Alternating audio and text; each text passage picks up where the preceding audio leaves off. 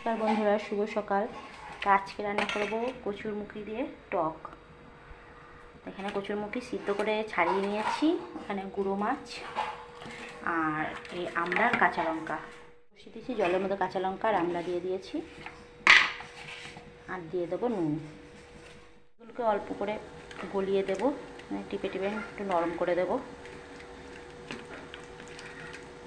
ওটা টিপে করতে হবে, মাখবো না, অল্প করে মাখটা ভালো করে ফুটে গেছে। এবার কচুরমুখীগুলো দিয়ে দেবো।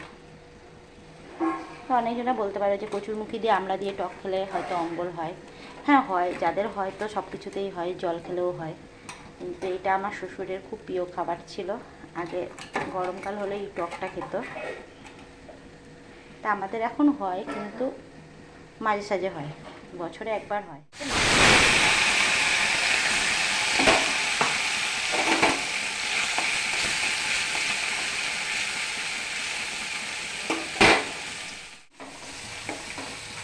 ভালো করে নেড়ে জলের সঙ্গে মিশিয়ে নেব, কোনো কচুরমুখী তো দলা হয়ে থাকে।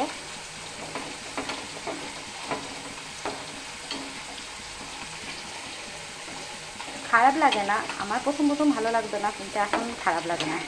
মনে হয় যে প্রত্যেক বছর একবার যদি না খাই না, মনে হয় যেন কিছু খাই, কী জানি খাই নাই।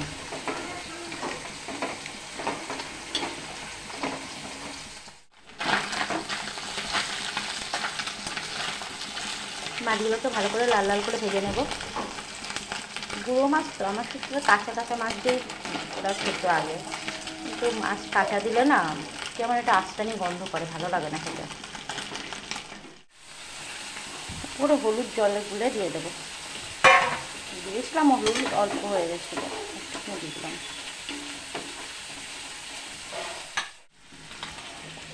আর দেবো একটু রাঁধুনি বাটা, আর কিছু দেবো না।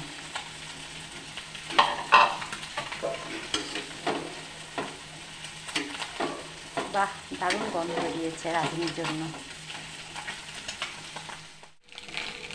মাছগুলো ভাজা হয়ে গেছে, মাছগুলোকে সাইড করে দিলাম। তেল দেবো না, আর কচুটাকে বেশি তেল দেয় না। এই তেলের মধ্যে দিয়ে দেবো একটু সর্ষে ফোড়ন দিয়ে দেবো।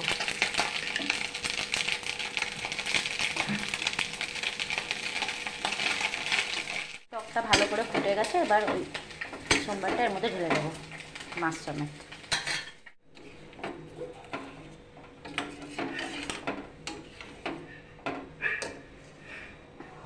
তা রান্নাটা কমপ্লিট হয়ে গেছে। দারুণ একটা রান্না, করে দেখবে, ভালোই লাগবে। ডালটা লাগবে না, ডালের খরচা বেঁচে যাবে।